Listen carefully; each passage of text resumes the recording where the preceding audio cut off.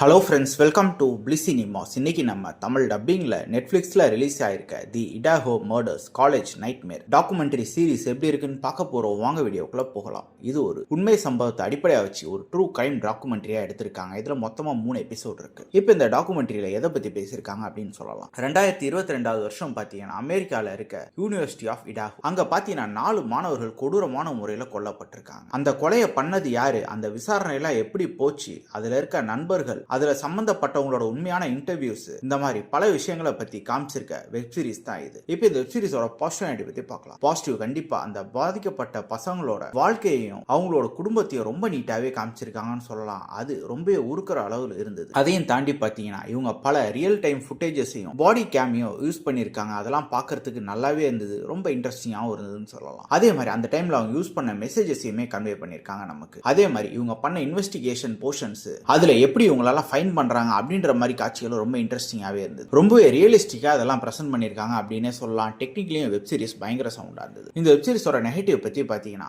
இதுல பல ரியல் இன்சிடென்ட்ஸை காமிச்சிருக்காங்க. அதனால இதை ஃபேமிலியோட பார்க்கலாமா அப்படின்றது மிகப்பெரிய கேள்விக்குறிதான். அதையும் தாண்டி பார்த்தீங்கன்னா இவங்க காமிச்சிருக்க பல எவிடன்ஸ் பார்த்தீங்கன்னா நமக்கு பார்க்கறதுக்கு இன்ட்ரெஸ்டிங்கா இருந்தாலும் அதுல ஒரு சில இதை அவாய்ட் பண்ணிருக்கலாம் அப்படின்ற மாதிரியும் தோணதா செஞ்சது. அதையும் தாண்டி இவங்க இன்னும் கொஞ்சம் இன்ட்ரெஸ்டிங்கா எழுதி எடுத்துதான் நல்லாவே இருந்திருக்கும்னு சொல்லலாம். மொத்தத்தில் என்கிட்ட கேட்டீங்கன்னா கண்டிப்பா ஒரு ரியலிஸ்டிக், ஒரு கிரைம் இன்வெஸ்டிகேஷன், ஒரு கேஸை பற்றி நீங்கள் தெரிஞ்சுக்கணும்னு ஆசைப்பட்டீங்கன்னா இந்த வெப் சீரிஸை நீங்கள் ட்ரை பண்ணலாம். இந்த வெப் சீரிஸ் நம்மளோட ரேட்டிங் 10க்கு 7 மார்க் கொடுக்கலாம். ஃபேமிலியோட பார்க்கறத அவாய்ட் பண்ணிக்கோங்க. இன்னொரு வீடியோவில் சந்திக்கலாம். தேங்க்யூ.